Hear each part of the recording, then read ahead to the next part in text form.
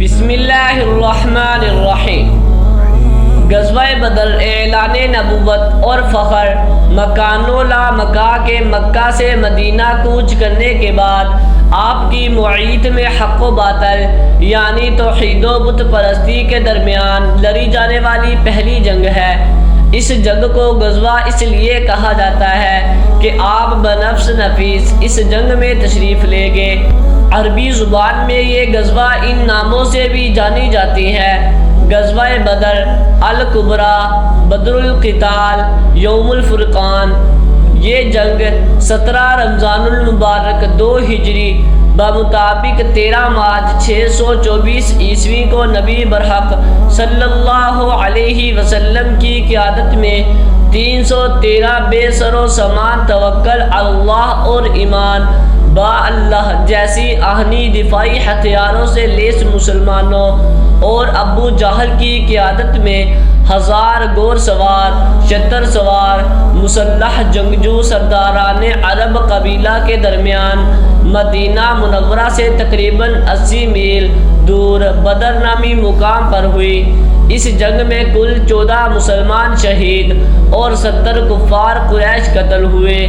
عالم استعجاب یہ ہے کہ ان میں سے تقریباً 36 شیر خدا مولا علی مشکل کشا رضی اللہ تعالی عنہ کے ہاتھوں انجام مرگ کو پہنچے اور 70 سے زائد گرفتار بھی ہوئے، جن میں سے صاحب استطاعت افراد سے بطور فدیہ 4000 درہم لے کر اور کم حیثیت افراد کو 10 بچوں کی تعلیم و تربیت کے عوض رہا کر دیا گیا۔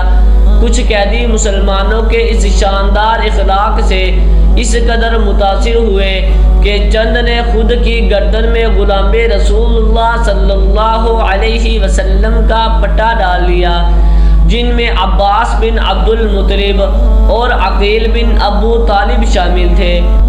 اس جنگ میں کفار قریش کے قائد ابو جہل کے واصل جہنم ہونے کا واقعہ قدر قابل بیان اور دلچسپ ہے۔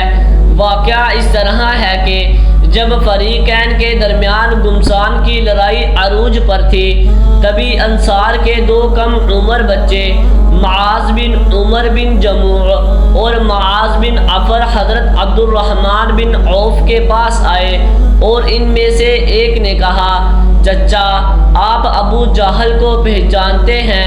وہ کہاں ہے؟ ہم نے سنا ہے کہ وہ رسول اللہ صلی اللہ علیہ وسلم کی شان میں گالیاں بکتا ہے۔ اس پاک ذات کی قسم جس کے قبضے میں میری جان ہے، اگر میں اس کو دیکھ لوں تو اس وقت تک اس سے جدا نہ ہوں گا جب تک کہ وہ مر نہ جائے یا میں شہید نہ ہو جاؤں۔ ابھی یہ سلسلہ گفتگو جاری ہی تھا کہ قریب ہی سے اس لعین کا گزر ہوا۔ آپ نے اس کی طرف اشارہ کرتے ہوئے بتایا کہ وہ دیکھو، تمہارا مطلوب راہ مفرار کی شکل میں کوشا ہے۔ اشارہ پا کر ان 2 بچوں نے اسے گرفت میں لینے کے ارادے سے اس کے گھوڑے پر حملہ کیا اور اسے قدموں تلے لے آیا، اور قریب تھا کہ وہ ان بچوں کے ذریعہ عبرت انجام کو پہنچے، لیکن عین اسی وقت ابو جہل کا لڑکے اکرمہ بن ابی جہل نے معاذ بن عمر کے کندھے پر ایسا وار کیا کہ بازو لٹکنے لگا۔ باہمت نوجوان نے بازو کو راستے میں حائل ہوتے دیکھا تو پاؤں کے نیچے لے کر اسے الگ کر دیا اور ایک ہی ہاتھ سے اپنا شکار پر حملہ کر دیا۔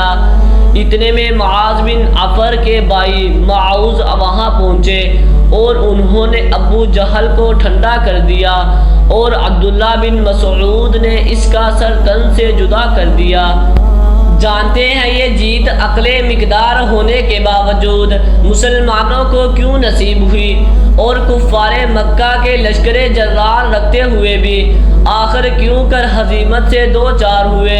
بس اس لیے کہ کافروں کی نخوت و غرور اور تمرد و سرکشی کے مقابلہ میں مسلمانوں کو اپنے ظاہری اسباب، اپنی آہنی تلوار اور دفاعی ذرہ بختر سے زیادہ اللہ تعالیٰ کی ذات، اس کی مدد اور رسول کریم صلی اللہ علیہ وسلم کے ارشاد حق پر بھروسہ تھا، جس کی وجہ سے وہ کامیابی سے ہمکنار ہوئے۔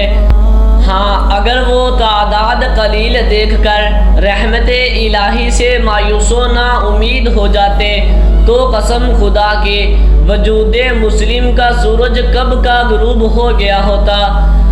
اللہ تعالی ہمیں کردار و عمل کی بہتری اور حسن اخلاق کی عمدہ پیشکش کی توفیق دے تاکہ ہم اپنی ان اہنی اور فطری ہتھیاروں کے ذریعہ زیادہ سے زیادہ دشمنان اسلام کو قائل و مائل کر کے راہ رشد و ہدایت کا مسافر بنا سکیں۔ دعا گو ہو کہ اللہ تعالی شہدائے شریکین بدر کے درجات بلند فرمائے اور ہمیں اپنی بقیہ زندگی ان کے روشن خیالات و کاوشات کے مطابق گزارنے کی توفیق عطا فرمائے، آمین۔ امید ہے کہ آپ کو ویڈیو اچھی لگی ہوگی۔ ویڈیو اچھی لگی ہے تو ویڈیو کو لائک ضرور کر دیں اور چینل کو بھی سبسکرائب کر دیں تاکہ اس طرح کی انفارمیٹیو ویڈیوز آپ کے پاس بر وقت پہنچتی رہے۔ شکریہ۔